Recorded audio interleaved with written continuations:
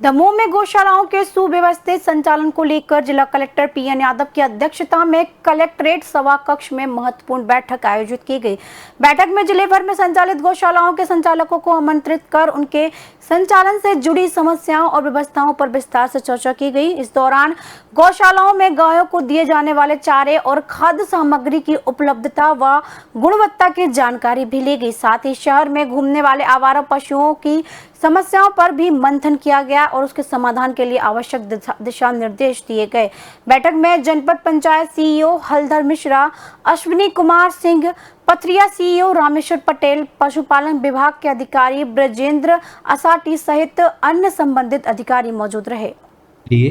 मेरे द्वारा आज समस्त गौशाला संचालकों, वेटरनरी के समस्त डॉक्टर्स और जनपद पंचायत के सीईओ के साथ बैठक रखी गई थी और जो भ्रमण के दौरान कमियां पाई गई हैं या जो सुधार की आवश्यकता लगी, उस पर वेटरनरी के साथ मिलकर के एक कार्य योजना बनाई गई है। गौशालाओं के लिए एक टाइम टेबल बनाया गया है कि उसके अनुसार वो संचालित हों, जिससे कि हमारे गौ माताओं को अच्छा भोजन मिल सके, उनको स्वच्छ पीने के लिए पानी मिले, उनकी अच्छे से देखभाल हो, उनको आवश्यकता पड़ने पर समय पर इलाज मिले। ये सब सुनिश्चित करने का प्रयास किया जा रहा है और उनको बताया गया कि जो शासन से जो राशि प्राप्त होती है उसका पूरा उपयोग गौ माता पर ही हो, किसी तरह से उसमें किसी लापरवाही ना हो। साथ ही उनको जो गौ सेवा संचालक हैं उनको इसका बताया गया है कि प्रत्येक 50 गौ माताओं पर कम से कम एक गौ सेवक रखना अनिवार्य है, जिससे कि प्रॉपर उनकी व्यवस्था बनी रह सके। साथ ही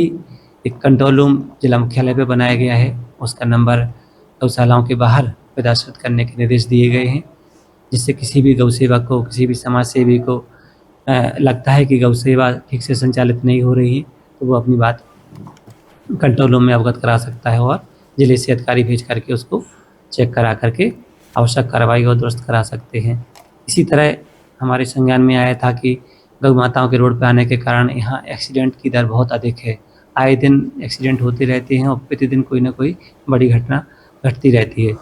तो इस पर भी जब हमारी गौ माता को अच्छी व्यवस्था गौशाला में मिलेगी तो इस पर भी अंकुश लगेगा। साथ ही जो असामाजिक तत्व हैं, जो हमारी गौ माता के प्रति क्रूरता का भाव रखते हैं, उनको भी मौका नहीं मिलेगा, उस पर भी अंकुश लगेगा। और इस तरह की घटनाओं के कारण जो हमारे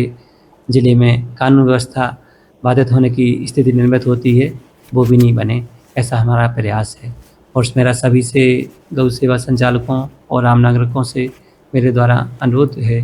कि वो गौ माता के प्रति दया भाव, कृपा भाव और इस पर सहानुभूतिपूर्वक विचार करते हुए उनको जो सुविधा मिलनी चाहिए गौ माता को वो मिले और उनकी सेवा तन मन धन से करें। आज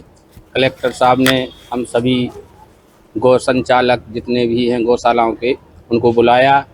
और उनने हम लोगों को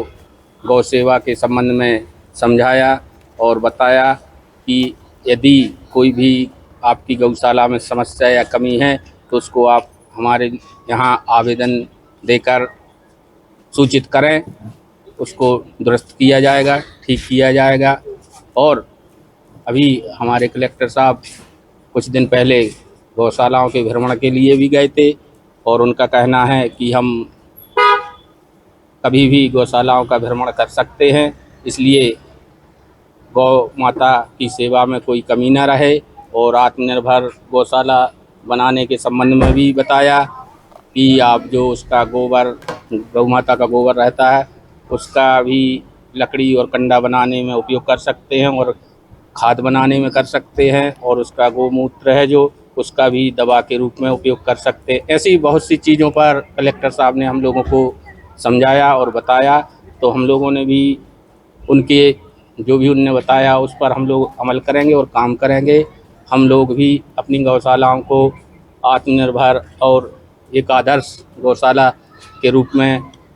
प्रदर्शित करने की पूरी कोशिश करेंगे।